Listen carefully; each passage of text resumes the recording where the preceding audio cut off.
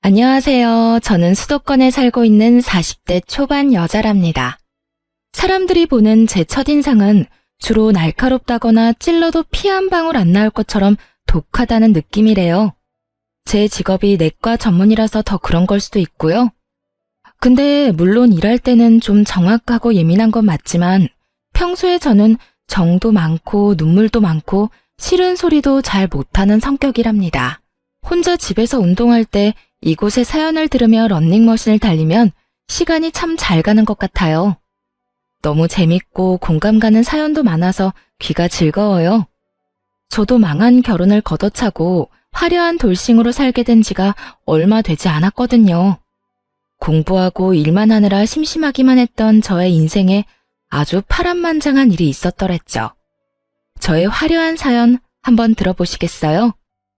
저는 요즘 시대에 참 흔치 않게 살짝 개천에서 용난 케이스랍니다. 어릴 때부터 수제 소리 들으며 공부를 잘했고 부모님은 항상 의사 되라고 거의 세뇌시키셨어요. 부모님도 의사가 되려면 돈이 얼마나 많이 드는지 모르고 그냥 좋다고 하니까 대책 없이 그러셨던 거죠. 전 부모님 소원대로 의대에 가게 되었고요. 고등학교 때까진 그냥저냥 부침없이 평범하게 살았던 부모님과 저는 등록금 마련하느라 진짜 엄청 힘들게 살았어요. 아버지도 퇴근하시고 대리기사 하시고 전업주부였던 엄마도 알바를 2개나 하셨고요. 저도 공부하느라 너무 힘들었지만 일주일에 과외를 3개나 하면서 진짜 힘들게 공부했네요. 그래서 다행히 의대를 졸업하고 전문의 과정도 무사히 끝낼 수 있었죠. 사람 마음이 참 간사한 게 한 고비 끝나면 또 다른 고비가 오고 또 다른 생각이 들잖아요. 제가 수도권의 나름 큰 병원의 내과의사로 일하게 되면서 그 근방으로 아파트도 자가로 마련하고 부모님 집도 근처로 마련해드렸어요. 그러다 보니 30 후반이 되었더라고요. 이제 여유가 생기니 부모님이 결혼을 말씀하시기 시작했죠. 저도 지금까지 일만 하느라 대학 시절 잠깐 해본 풋사랑이 전부였거든요. 그래서 여자로서의 제 인생이 좀 불쌍하긴 하더라고요. 부모님이 소개해주는 사람 몇 번 만나면서 소개팅도 좀 해보기 시작했어요. 근데 다 저와는 맞지 않는 사람들이었고 저라는 사람 자체보다는 제 직업에 관심을 두는 게 너무 보여서 실망을 많이 했네요. 다음 주 주말에 시간 좀 내봐라. 너보다 2살 어린데 아주 괜찮은 총각이란다. 나 그냥 결혼 안 하고 이렇게 살래요. 요즘은 결혼 안 하고 사는 사람도 많아요. 괜히 이상한 사람 만나는 것보단 일하면서 아빠 엄마 모시고 살게요. 예, 쓸데없는 소리 하지 마라. 너 돈 잘 버는 게 우리한테 효도하는 것 같아? 좋은 남자 만나서 손주 안겨주고 행복하게 사는 모습 보여주는 게 우리한테는 더 효도하는 거야. 아니 그럼 의사 되라고 닥달하지 말고 시집이나 일찍 보내지 그랬어요. 지금 나이가 40이 다 돼가는데 괜찮은 남자가 있냐고요. 그러게 의대 다닐 때 동기 하나 좀 물어서 결혼하라니까. 그거 하나 못해서는. 다른 의사들은 다 결혼해서 잘 살던데 너만 바쁘니? 잔소리 말고 주말에 나가봐. 알았어? 어릴 때부터 저에게 좀 강요하는 부모님이 너무 답답하고 싫었던 적도 많았어요. 이 나이에도 부모님이 결정하는 대로 살아야 되나 싶어 반항하고 싶은 마음이 들었죠. 일단 그렇게 주말에 기대 없이 나가봤는데요. 지금껏 만난 남자들보단 키도 크고 늘씬한 게 훈남이더라고요.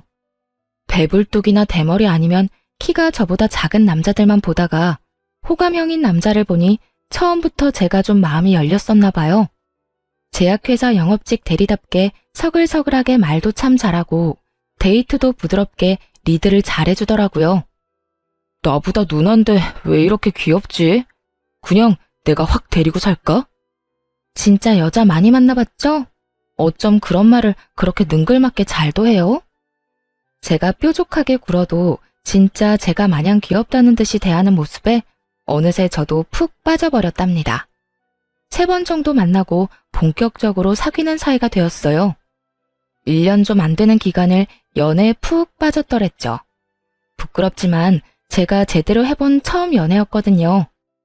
남친 덕분에 너무 행복하고 하루가 즐거워서 이래서 다들 연애를 하나 보다 싶었죠. 헤어질 때는 너무 아쉬워서 진짜 빨리 결혼해서 같이 살고 싶다는 마음까지 들었다니까요. 제 마음을 알았던 건지 저랑 같은 마음이었는지 남친이 드디어 저한테 청혼을 했어요. 자기가 나보다 너무 능력 있고 예쁘고 잘나서 내가 진짜 혼자 고민을 많이 했어. 자긴 벌써 자기 명의로 된 아파트도 있고 연봉도 나보다 훨씬 많은데 나 같은 사람이 눈에 차겠어? 그게 무슨 말이야. 난 요즘 자기 때문에 울고 웃는데. 난 내가 의사라서 내가 더 잘났다는 그런 생각 안 해. 오히려 자기한테 내가 배우는 게 많은데? 자기가 그렇게 생각해준다면 정말 다행이다. 그리고 난 홀어머니랑 둘이 살잖아. 우리 집이 그렇게 넉넉하지도 않아서 자기 부모님이 날 잘 봐주실지도 너무 걱정이야. 그럼에도 불구하고 난 자기랑 평생 행복하게 잘 살고 싶어. 나랑 결혼해 줄래? 특별할 것 없는 프로포즈였지만 난생 처음 받아보는 남친의 진실한 청혼에 저는 바로 승낙했죠. 이때까지만 해도 진짜 핑크 구름 속에서 둥둥 떠다니는 것 같았고 평생 이렇게 행복하게 살 줄만 알았네요. 이게 지옥문을 열고 들어가기 직전이라는 것도 모르고 말이죠. 상견례 전에 시모를 처음 만나게 되었는데요. 긴장한 것과 다르게 만나자마자 제 손을 꼭 잡아주시면서 정말 다정하게 대해주셨어요. 우리 아들 인물이 그래도 빠지진 않은데 노총각이 다 되도록 왜 결혼을 안 하나 했더니 우리 새아가처럼 잘나고 참한 여자를 만나려고 지금까지 기다렸는가 싶다. 그럼요. 내가 우리 어머니처럼 멋진 여자 찾다가 드디어 우리 아영이를 만났죠. 날씨가 쌀쌀하니까 얼른 밥 먹으러 들어가요. 자자 갑시다 우리 여왕님들. 같이 초밥을 먹으러 갔는데 저한테 해주는 것처럼 시모한테도 다정히 챙겨주고 농담하면서 분위기를 푸는 모습을 보니 더욱 남친에 대한 확신이 생겼던 것 같아요. 식당에서 오래 일하다가 이제 쉬고 있다는 시모는 말도 조곤조곤하게 하고 얌전하신 분인 것 같다는 느낌이었죠. 네가 의사라는 건 들었다. 우리가 그렇게 좋은 형편이 아닌데 의사 며느리 대접을 잘해줘야 되는데 걱정이구나. 우리 한가족 되면 내가 며느리 배려하면서 대접 톡톡히 해주면서 살게. 걱정하지 마렴. 엄마는 이렇게 예쁜 며느리 시집살이 시킬 데가 어디 있다고 그런 말을 해요. 엄마 혹시라도 나 몰래 이 사람 구박하면 나 진짜 들고 일어납니다. 내가 우리 두 여왕님 잘 떠받들면서 살 테니까 우리 평화롭게 잘 살자고요. 넉살 좋게 시모한테 경고 아닌 경고를 하는 남편이 은근히 듬직해 보였어요. 저와는 진짜 반대인 성격이라 어디에서도 환영받는 남편 성격이 참 좋아 보이더라고요. 그런 남편을 좋게 본 건 친정 부모님도 마찬가지였어요. 처음 우리 집으로 가서 얼마나 넉살 좋게 행동을 하던지 나중엔 부모님이 정서방하면서 더 살갑게 대해주시더라고요. 우리 장모님께서 요리를 너무 잘하셔서 제가 운동을 더 많이 해야겠어요. 이렇게 맛있는 거 계속 먹다간 살찌겠어요. 그래도 많이 해주실 거죠? 아유, 그럼 먹고 싶은 거 말만 하게. 어째 우리 딸이 남자 같고 자네가 더 곰살 맞은 딸 같은 생각이 들어. 이렇게 둘이 보니 참 잘 만났다 싶어. 제가 우리 아영 씨보다 많이 부족한데도 예쁘게 봐주셔서 감사합니다. 아버님, 어머님 잘 모시고 앞으로 잘 살겠습니다. 저를 이렇게 받아주셔서 감사합니다. 어쩜 말도 저렇게 예쁘게 하는지 몰라. 얼굴도 훤칠해서 아니 무슨 요즘 유행하는 젊은 트로트 가수 보는 것 같아. 내가 아주 우리 사위 팬 되겠어. 그렇게 양가의 축복을 받으면서 꽤 성대하게 결혼식도 올렸어요. 신혼집은 제가 살던 아파트에서 그냥 시작하기로 했고 남편이 텔레비전을 큰 사이즈로 바꿔온 것 빼고는 있는 그대로 살았네요. 지금 일하는 병원 근처라 제가 출퇴근하기에 좋고 시모가 혼자 사는 아파트하고도 그렇게 멀진 않아서 시모도 뭐라고 불만을 말하진 않았네요. 그러다 시모가 제가 일하는 병원에 찾아오기 시작하면서 점점 짜증나는 일이 생기기 시작했어요. 처음에 진료실로 들어오는 시모를 보고 제가 얼마나 놀랐는지 몰라요. 어머, 여긴 어쩐 일이세요? 무슨 일이긴.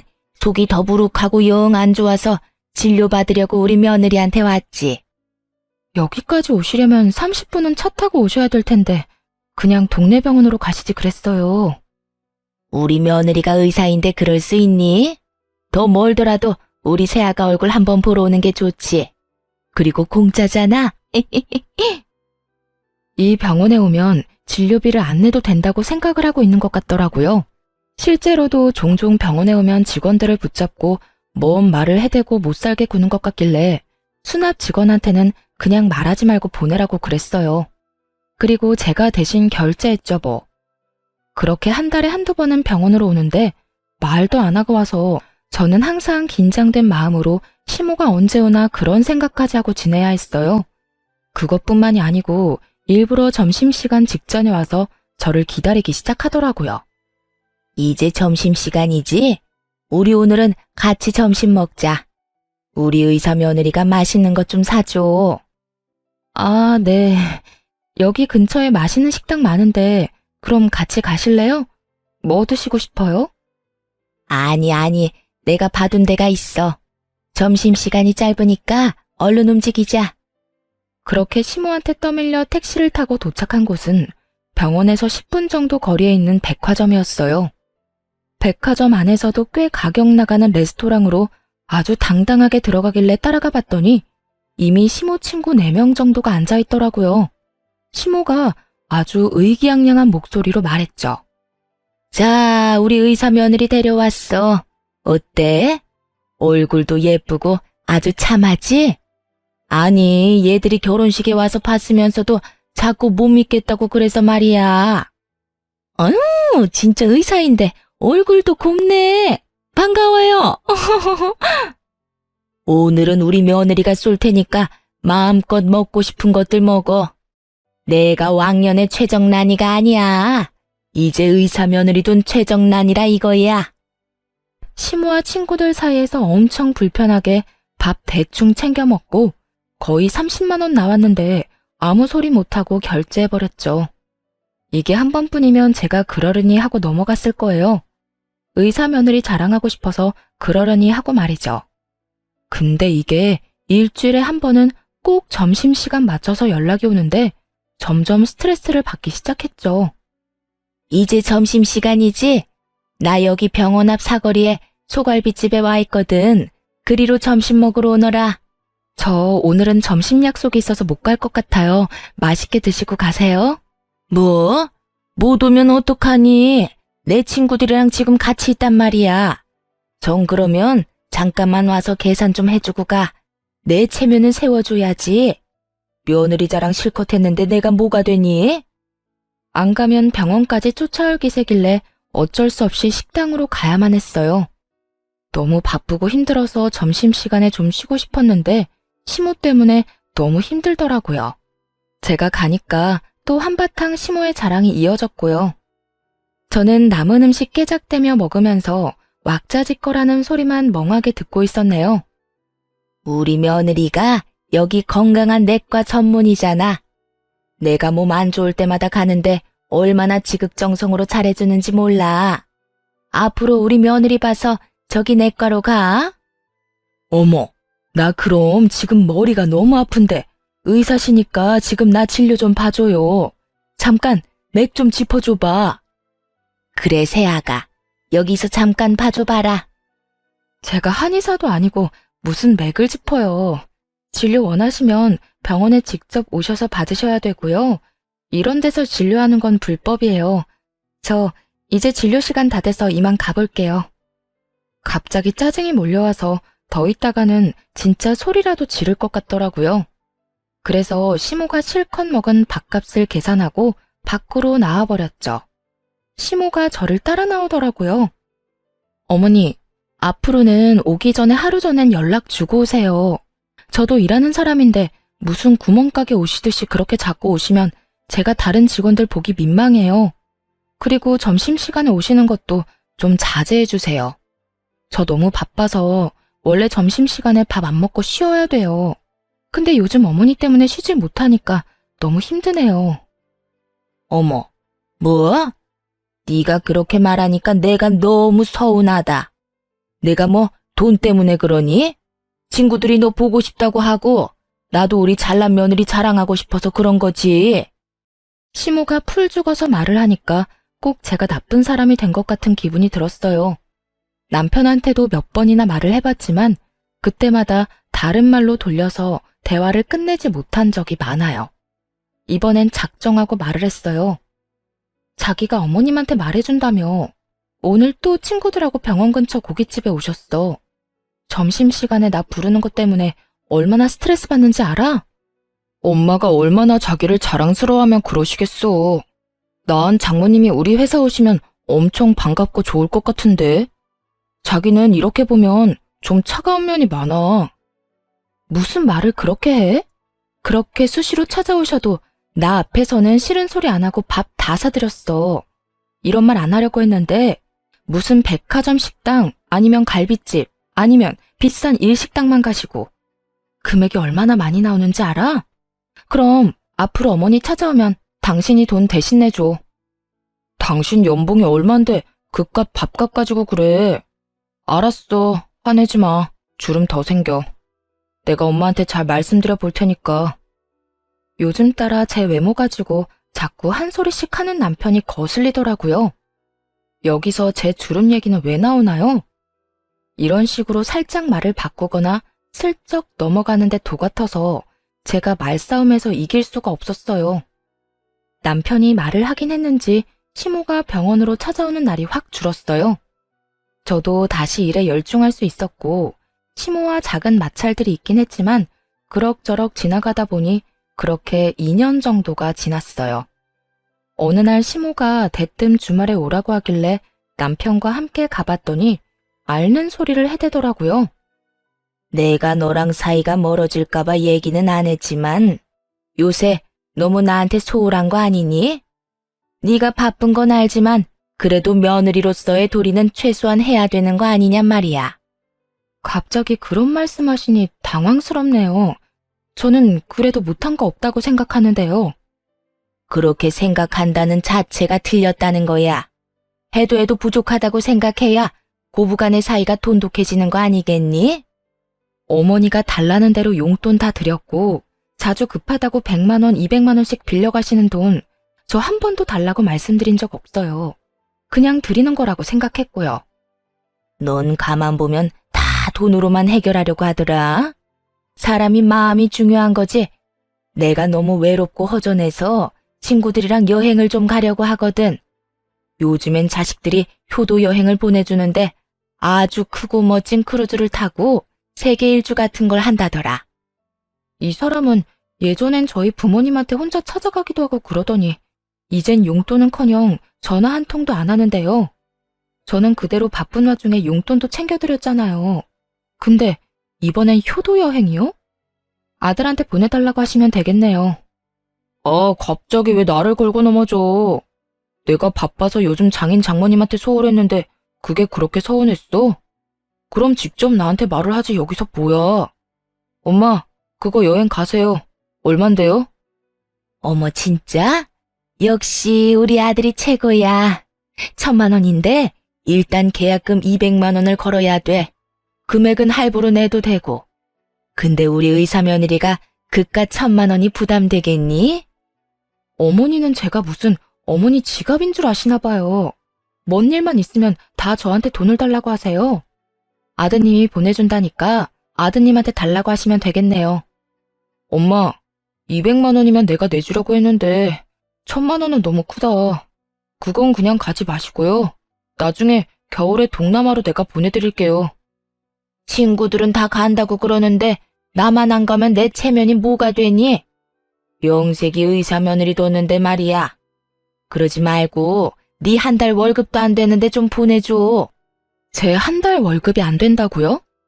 어머니가 제 월급을 어떻게 알고 그런 말씀을 하세요? 그런 큰 돈으로는 우리 부모님도 여행 못 보내드렸고요. 전 돈 못 드리니까 그렇게 가고 싶으시면 아들 카드로 긁으시던지 알아서 하세요. 저는 더 있고 싶지 않아서 그냥 시댁을 나와버렸어요. 같이 밥이 넘어갈 분위기도 아니었고요. 핸드폰도 꺼버리고 혼자 공원에 가서 머리 좀 식히고 집으로 들어갔죠. 늦은 시간인데 남편은 집에 안 왔더라고요. 저는 깜깜한 거실에 혼자 가만히 앉아 있다가 핸드폰을 다시 켜봤어요. 남편은 친구들을 만난다고 짧게 메시지를 보내놨더라고요.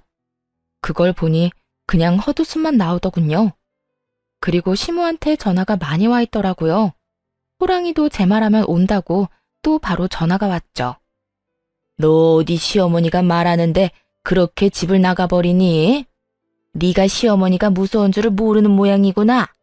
내가 이번에 한번 보여줘. 왜 전화하신 건데요? 그 여행 때문에 그러세요? 제가 이미 싫다고 말씀드렸잖아요. 내 친구들은 며느리들 얼마나 시집살이 시키는 줄 아니? 넌 내가 너무 봐준 것 같구나.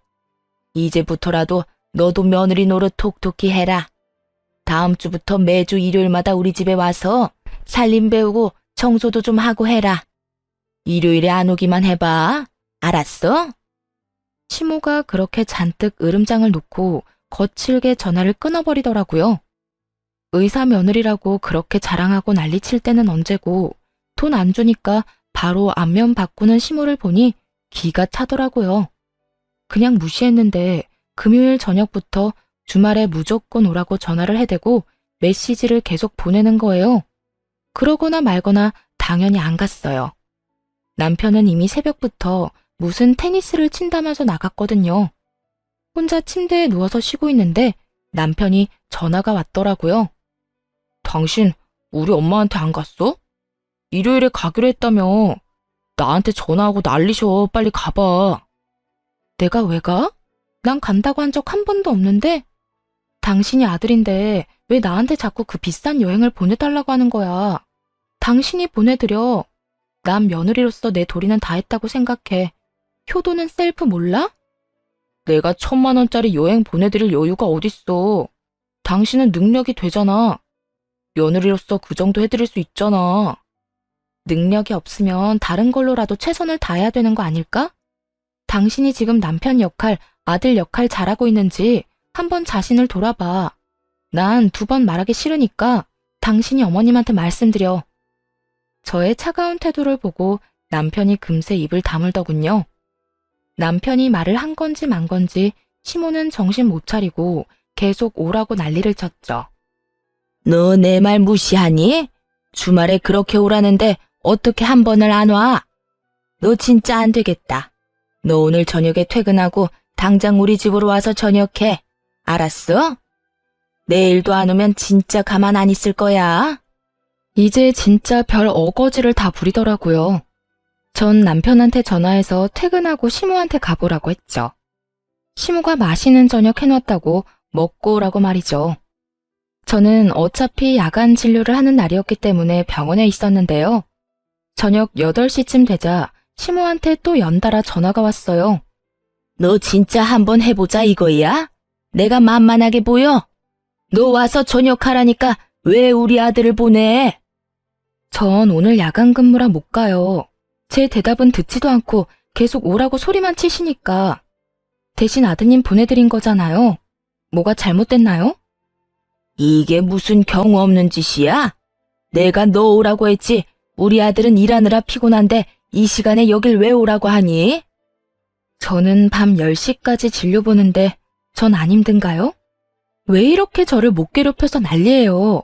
그 여행비 안 들여서 그러는 거예요? 그래, 나 그 여행 꼭 가야 된다. 다달이 용돈 더 주는 셈 치고 할부라도 해줘 그럼. 너무 지긋한 굴레에서 벗어나고 싶은 마음에 그깟 200만 원 바로 보내버리고 말자 싶었죠. 알았어요. 돈 드릴 테니까 저 그만 괴롭혀요. 일단 계약금 200만 원만 드릴게요. 진짜니? 역시 우리 며느리답다. 의사답게 화끈하고 통도 크구나. 고맙다. 아들은 내가 밥 먹여서 보낼 테니까 끝나고 집 가서 푹 쉬어라. 곧바로 시모의 계좌로 200만 원을 보내주니 바로 조용해지더라고요. 그래서 한 달 정도는 조용하게 지낼 수 있었죠. 슬슬 또 시모가 연락을 자주 하면서 집으로 오라고 하더군요. 그래서 평일 저녁에 남편 없이 저 혼자 갔는데 글쎄 시모가 가자마자 과일이며 빵이며 이것저것 먹으라며 챙겨주는 척을 하더니 본론을 꺼내더군요. 근데 벌써 한 달이 지났는데 왜 여행 갈 돈을 안 주니? 800만 원 다 못 주면 200이라도 줘라. 내가 여행사에는 다달이 준다고 말해놨다. 800만 원 한꺼번에 주면 더 좋고. 200만 원 계약금 드렸잖아요. 나머지도 다 아들한테 달라고 하세요. 갑자기 이렇게 말을 바꾸면 어떡해? 친구들은 예약 다 하고 벌써 1,000만 원 일시불로 낸 애들도 있다. 내가 의사 며느리 둔 사람인데 1,000만 원 일시불로 내야 체면이 서지 않겠어? 나 애 좀 그만 태우고 효도 여행 보내준다고 생각하고 통 크게 한번 내줘. 효도 여행이요? 제가 친자식도 아니고 이제 이혼할 마당에 전 시모 효도 여행 시켜준 사람도 있어요. 저는 시모 앞에 준비해간 사진들을 쫙 뿌려버렸어요. 인상을 찡그리며 사진을 확인하더니 금세 얼굴이 새하얗게 질리더군요. 아니, 이게 도대체 뭐야? 이게 지금 우리 준석이란 말이니? 내가 돈까지 써서 얼마나 선명하게 찍은 사진인데 아들 얼굴도 구별 못해요? 그쪽 아들하고 다른 여자하고 잘 놀고 있는 거 보이죠? 이제 누구한테 그놈의 효도 여행 보내달라고 해야 되는지 확실히 감이 오죠? 남편 놈의 숨겨진 추악한 행태를 알게 된 건 1년 전이었어요. 결혼 전엔 그렇게 귀엽다 예쁘다 해주더니 결혼한 지 얼마 되지도 않아서 뱃살이 늘어졌다느니 입가 주름이 너무 패였다느니 외모 지적을 하기 시작했죠. 거기다 한 달에 한 번씩은 출장을 가야 된다고 하더니 제가 별말을 안 하니까 점점 빈도가 잦아지더라고요. 몇 달 후에는 거의 한 번 지방으로 출장 가면 3일씩 집을 비우기 시작하더라고요.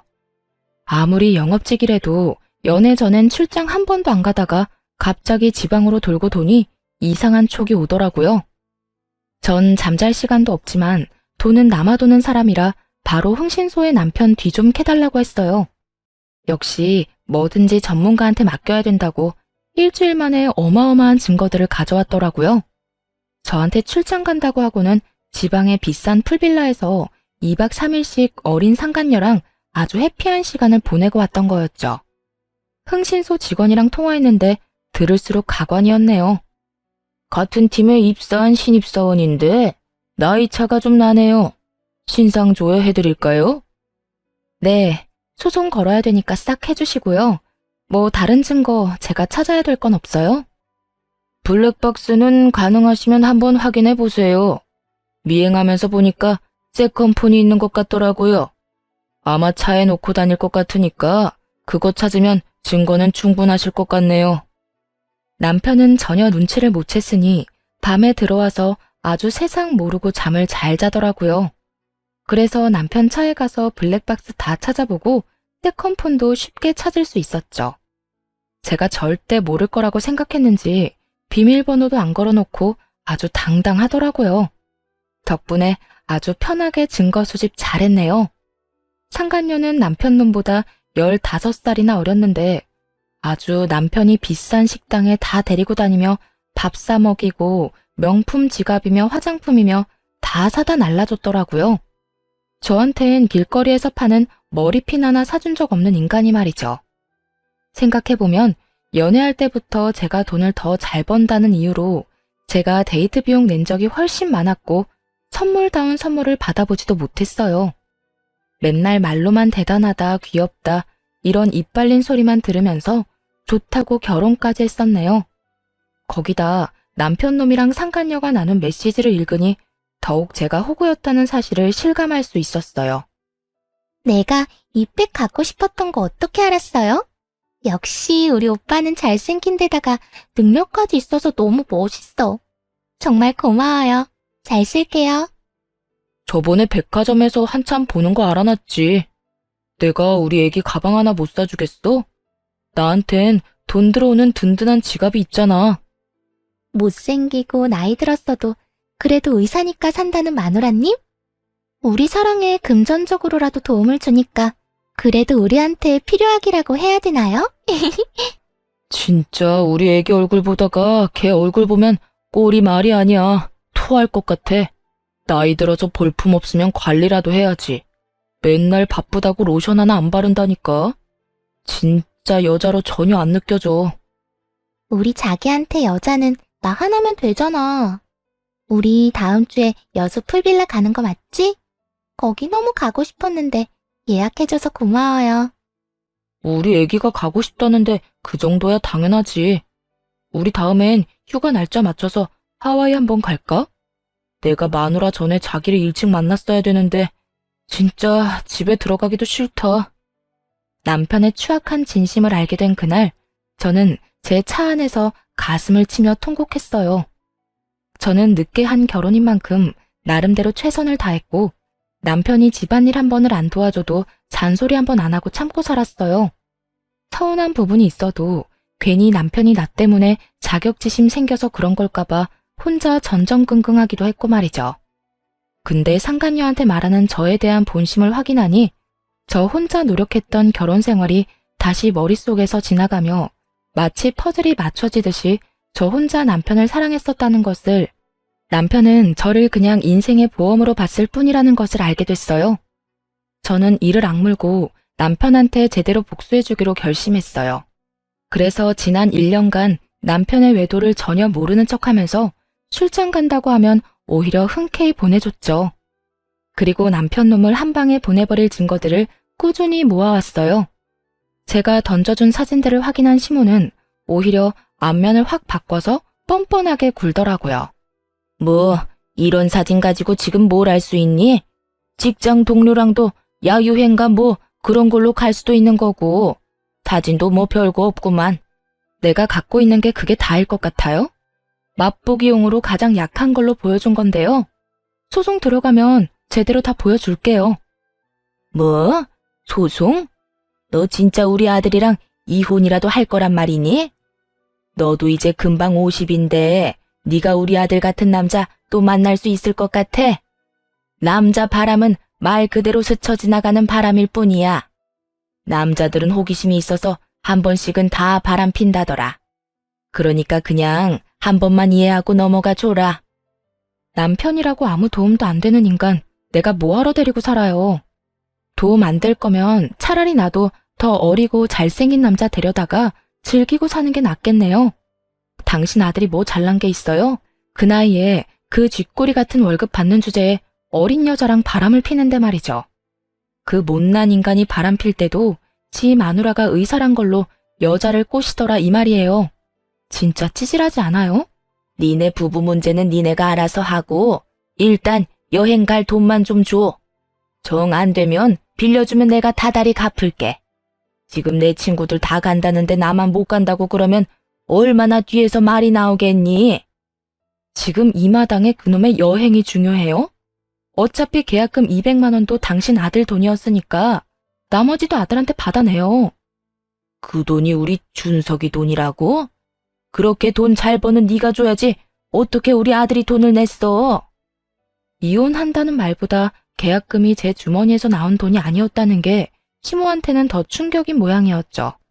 아주 개거품을 물면서 흥분을 하더군요. 그 꼴이 얼마나 웃기던지 사실대로 다 말해줬어요. 증거 수집이 다 됐다 싶었을 때 친정 부모님께 찾아가서 다 말씀드렸어요. 워낙 남편 놈을 좋게 보셨던 두 분이라 한참 동안 충격으로 말씀이 없으셨답니다. 세상에 믿을 놈 하나 없다더니 우리 앞에서는 그렇게 살갑게 대해놓고 뒤로는 그런 몹쓸 짓을 하다니. 이혼은 당연하고 이 땅에서 발 딛고 못 살게 만들어버려라.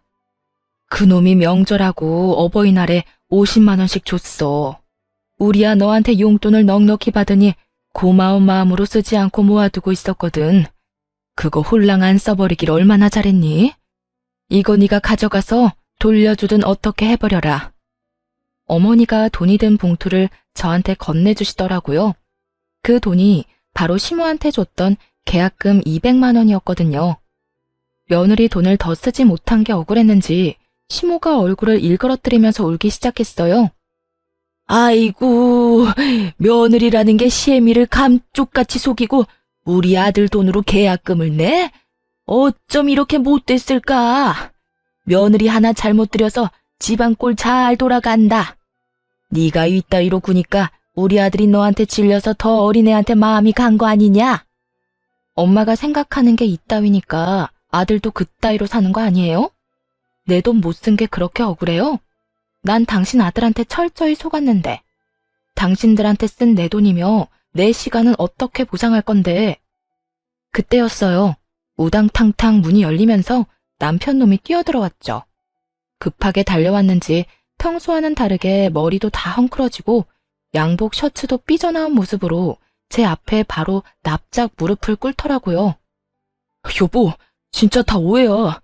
그냥 출장을 같이 몇 번 가다 보니까 당신이 오해를 한 것 같은데 절대 그런 사이 아니야.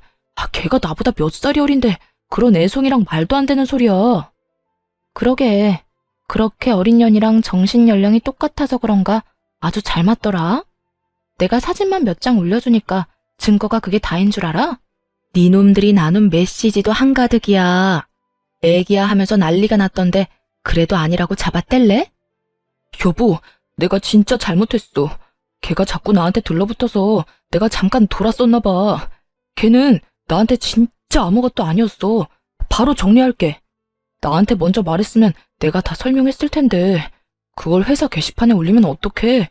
일이 지금 너무 커졌어. 역시 이 상황에서도 너는 너만 생각하는구나. 너 때문에 상처받고 이악 물면서 1년을 버틴 나는 보이지도 않지? 뭐? 늙어서 옆에 가기도 싫고 의사만 아니었음 결혼도 안 했을 거라고? 차라리 나한테 직업, 의사면 돈 많이 벌겠다고 대놓고 말하던 남자들이 너처럼 본심 숨기고 쇼하는 놈보단 100배, 1000배 낫다. 이 독사 같은 놈아.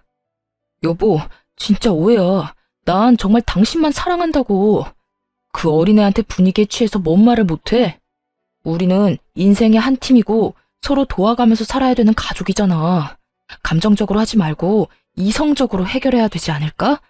우선 회사 게시판에 올린 그 게시물 좀 지워줘. 인사팀에다 지워달라고 해도 본인만 지울 수 있다고 손 놓고 있다니까. 나쁜 놈들이.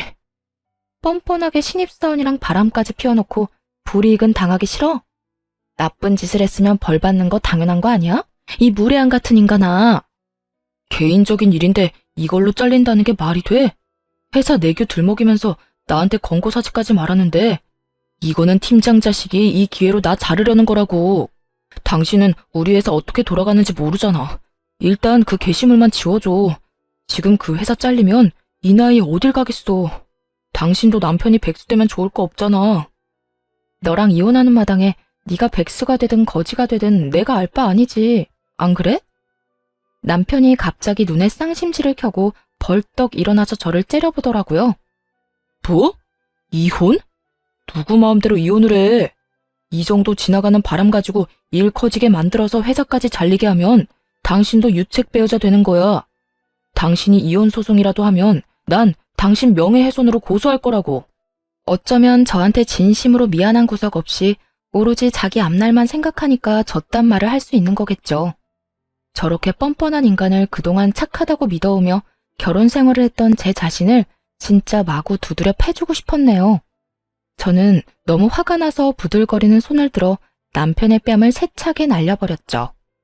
웃긴 건 자기 아들 맞으니까 시모가 아악 소리를 내며 개거품을 물고 달려들더라고요.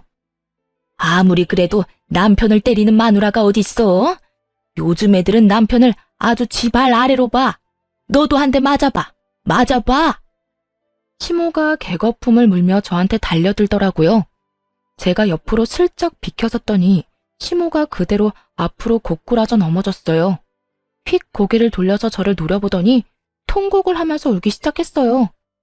아이고, 이제 며느리가 시어미한테도 폭력을 쓰네. 아이고, 며느리 하나 잘못 들어와서 집안이 아주 풍비박산이 났구나. 아이고. 그러면서 졸도하듯이 뒤로 혼자 넘어가더라고요. 놀란 남편놈이 달려가서 시모 붙잡고 엄마 하면서 같이 울기 시작했어요. 참나, 아무것도 모르는 사람들이 보면 무슨 눈물 없이는 못 보는 드라마 찍는 줄 알겠네요. 저는 기가 막혀서 그 모습을 일단 지켜보고 있었어요. 당신 진짜 이렇게까지 해야 돼? 나랑 먼저 얘기했으면 이렇게까지는 상황이 안 됐을 거야. 우리 엄마한테까지 와서 이렇게 헤집어 놓으면 나이 드신 엄마가 견디실 수 있겠어? 진짜 너무하다.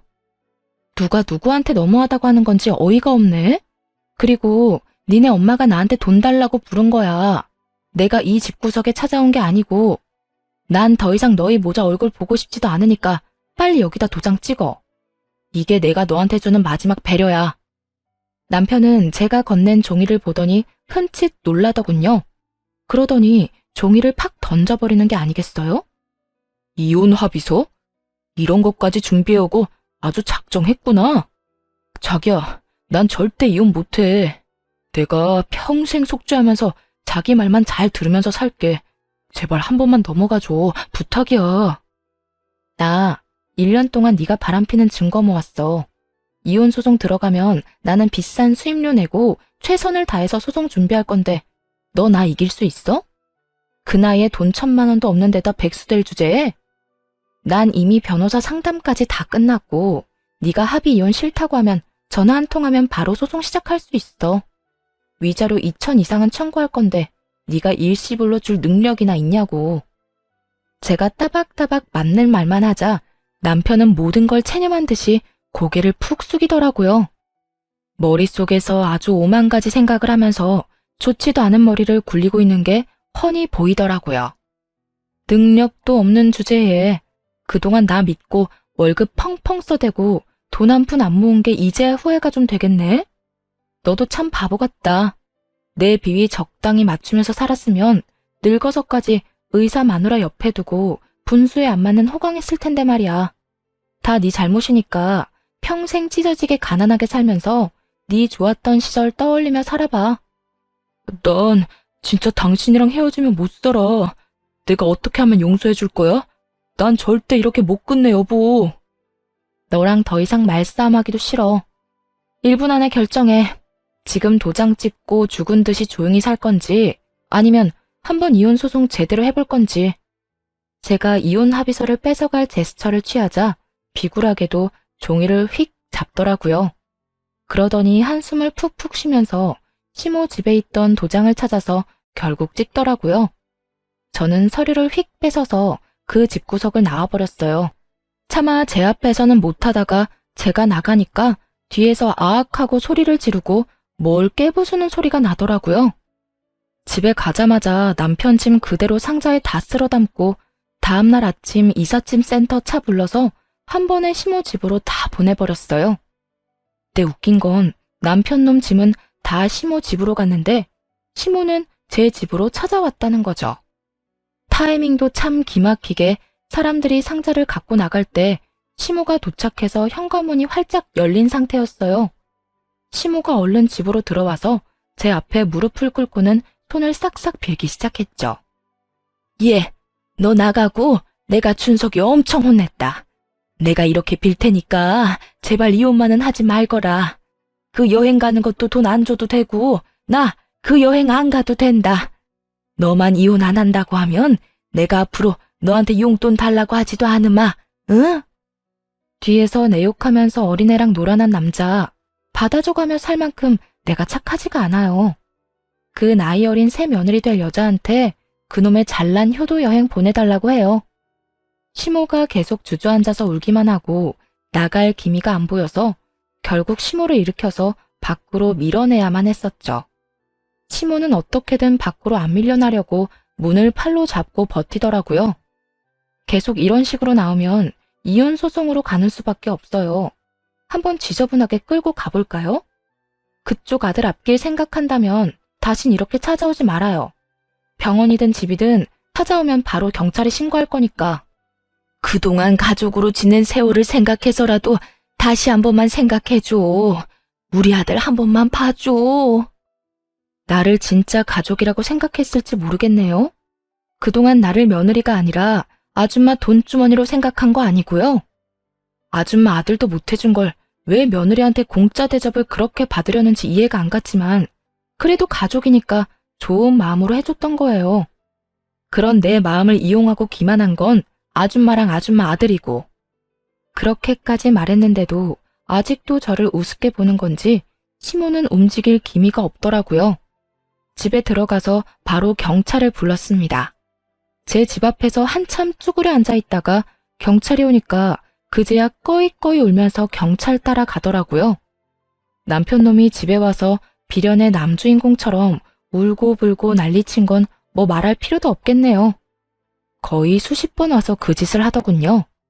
저는 바로 집도 전세 내놓고 다른 아파트 구해서 이사 갔어요. 아참, 병원도 결국 관뒀어요.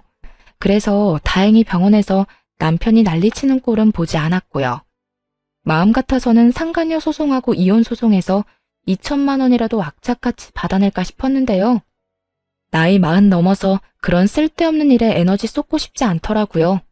그깟 돈으로 그 인간들과 계속 얽혀있기도 싫었고요. 만약 재산 분할이라도 하게 되면 그 인간 재산은 한 푼도 없고 제 재산만 잡힐 텐데 그냥 그 인간한테 땡전 한 푼도 안 두고 깔끔하게 시간 낭비 안 하고 끝낸 게 더 낫다 싶어요.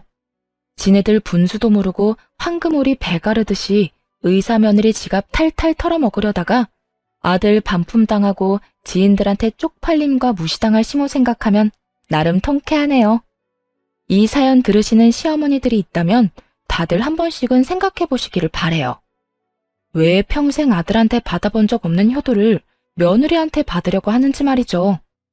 자기 아들이 귀하면 며느리는 자기 집에서 더 귀한 딸이라는 생각을 한 번이라도 더 해줬으면 좋겠네요. 저는 신도시에 제 개인 병원을 시작하려고 요즘 직원들도 뽑고 병원 자리도 알아보고 다녀서 너무 바쁜 나날을 보내고 있답니다. 몸이 10개라도 모자라서 당연히 전 남편 놈은 생각도 안 나고요. 이대로 열심히 일하면서 남의 부모한테 대리효도 따위는 그만두고 친정 부모님 모시고 잘 살아보려고 해요. 지금까지 제 이야기를 들어주신 모든 분 감사드리고 건강하셨으면 좋겠습니다.